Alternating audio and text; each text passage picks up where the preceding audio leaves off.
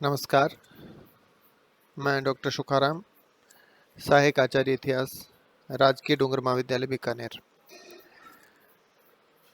प्यारे छात्रों, आज का हमारा वीडियो है प्राचीन भारतीय इतिहास के स्रोत, मुद्राएं व सिक्के। देखिए कि हमने इतिहास के स्रोतों की बात पिछले कई वीडियोज में की थी और आज के इस वीडियो में हम मुद्राओं और सिक्कों के बारे में चर्चा करेंगे कि किस प्रकार से मुद्राएं और सिक्के भारतीय इतिहास को जानने के स्रोत हैं, अर्थात मुद्राओं और सिक्कों के आधार पर किस प्रकार से इतिहास का लेखन किया जा रहा है और किया गया था, और आज भी मुद्राएं और सिक्कों के आधार पर इतिहासकार इतिहास का एक साइंटिफिक दृष्टिकोण से इतिहास निर्माण कर रहे हैं। क्योंकि ये चैप्टर इतिहास के सोर्सेज के रूप में अति महत्वपूर्ण है और इस चैप्टर से न केवल हमारे बीए फर्स्ट ईयर के फर्स्ट पेपर में क्वेश्चन पूछे जाते हैं, बल्कि अन्य कॉम्पिटिटिव एग्जाम्स, प्रतियोगी परीक्षाओं में भी, जैसे आरएस और आईएएस में भी बहुत सारे क्वेश्चन इस टॉपिक से बनते हैं। तो ये टॉपिक हमारे लिए बहुत महत्वपूर्ण टॉपिक है, इसलिए मैं इस टॉपिक के व्याख्या कम करके कुछ फैक्चुअल चीज़ें आपको अधिक बताने जा रहा हूँ, जिससे कि आपके छोटे और बड़े दोनों प्रकार के क्वेश्चंस सॉल्व हो सके, उनको आप ठीक प्रकार से हल करने में सक्षम हो। मुद्रा के अध्ययन को मुद्रा शास्त्र, ये हिंदी का वर्ड है जो कि प्रतियोगी परीक्षाओं में नहीं मिलता और हमें वहाँ पर इंग्लिश का शब्द याद रखना है, और वो इंग्लिश का शब्द है to the study of coins is called numismatics. Numismatics word आपको याद रखना है। मुद्राओं के अध्ययन को या सिक्कों के अध्ययन को न्यूमिस्मेटिक्स कहा जाता है।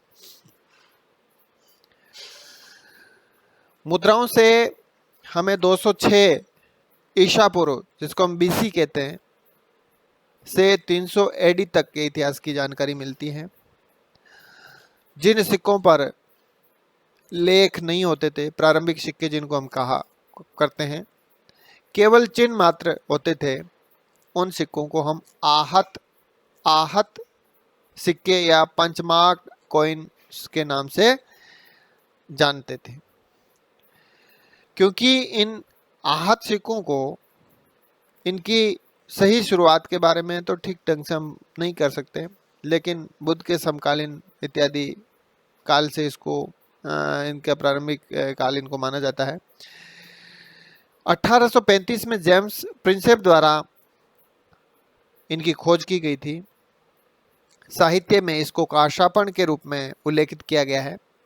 इस पे इन सिक्कों पर विभिन्न प्रकार के चित्र थे, जैसे पेड़, मछली, अर्धचंद्र, वृषभ व हाथी, और किसी प्रकार का कोई लेखन इस काल में नहीं दिखाई देता, केवल चिन्हों के माध्यम में। डॉक्टर कौशाम्बी, जो कि आर्थिक इतिहास के बहुत बड़े इतिहासकार थे, इन्होंने पहली बार इनका अध्ययन प्रस्तुत किया।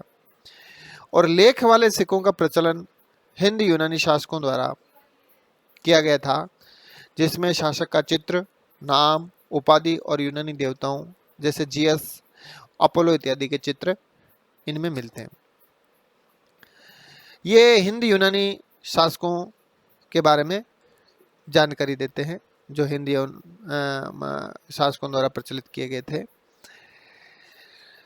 वैदिक काल में हम देखते हैं कि निष्क, शतमान, हिरण्यपिंड इत्यादि नाम सिक्कों के लिए प्रचलन में आते थे।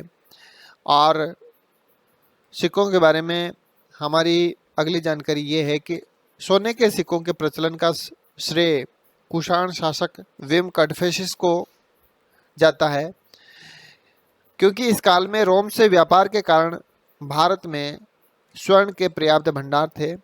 इसलिए आप देख रहे हैं कि सबसे पहले सोने के सिक्के चलाने का श्रेय कुषाण शासकों और कुषाण शासक विम कडफिसिस को जाता है। इन सिक्कों पर यूनानी और ईरानी देवताओं के साथ साथ भारतीय देवताओं के चित्र भी अंकित है।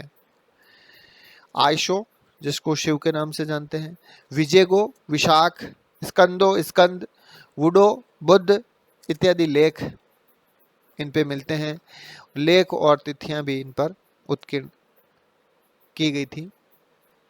कुषाण शासक कनिष्क एकमात्र ऐसा शासक था जिसके सिक्कों पर बुद्ध का नाम और चित्र दोनों अंकित थे।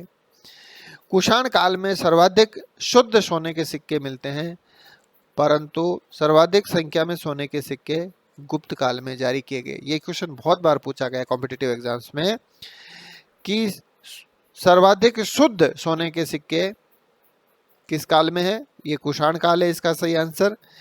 और नंबर के रूप में सर्वाधिक संख्या में सोने के सिक्के गुप्त काल में जारी किए गए, गुप्त काल के शासकों द्वारा। गुप्त काल में हम देखते हैं कि चंद्रगुप्त प्रथम था, उसने सोने के सिक्के चलाए, जिसमें वो स्वयं के चित्र के साथ साथ रानी का चित्र और नाम भी उस पर अंकित करवाया। और उसके पृष्ठभाग पर सिंहासन पर देवी बैठी है, नीचे लिखा हुआ है लिच्छवय। लिच्छवी राजकुमारी थी उसकी रानी, इसलिए वो उसका लिखवा दिया लिच्छवय। इसके अलावा समुद्रगुप्त के काल में 6 प्रकार के सोने के सिक्कों का प्रचलन उसने करवाया, ढलवाया। दक्षिण भारत की विजय से पर्याप्त सोना उसको मिला। ये सबसे बड़ा कारण था कि 6 प्रकार के सोने के सिक्के समुद्रगुप्त के काल में प्रचलन में आए या करवाए गए। अश्वमेध यज्ञ की पुष्टि इन सिक्कों से होती है। 100 युद्धों का विजेता की पुष्टि इन सिक्कों से। और कुछ सिक्कों पर यूप, कुछ पर अश्वमेध पराक्रम तथा कुछ पर वीणा बजाते हुए समुद्रगुप्त को दिखाया गया है। तो इस प्रकार हमें ये ऐतिहासिक जानकारी से भरपूर हैं ये सिक्के, जो हमारे इतिहास लेखन में बड़े सहायक हैं और एक स्रोत के रूप में, ऑथेंटिक स्रोत के रूप में इनका उपयोग आज भी किया जाता है। रामगुप्त गुप्त काल का शासक था जिसने तांबे के सिक्के पहली बार गुप्त काल में चलाए, और एरन और बैसनगर अभिलेखों से भी इसकी पुष्टि होती है। और रामगुप्त के विषय में जानकारी का एकमात्र स्रोत इसके द्वारा चलाए गए तांबे के सिक्के ही हैं कि रामगुप्त नाम का कोई शासक हुआ था। चंद्रगुप्त द्वितीय के समय में गुप्त साम्राज्य में पहली बार चांदी के सिक्कों का प्रचलन किया गया। इसका कारण ये था कि शकों पर विजय के उपलक्ष्य में ये सिक्के चलाए गए और शकों के सिक्कों का अनुकरण किया गया, और बहुत सारे शकों के सिक्कों पर को मोल्ड करके या उनको एक तरह से कहना चाहिए गुप्त सिक्कों के अंदर उनको कन्वर्ट किया गया था।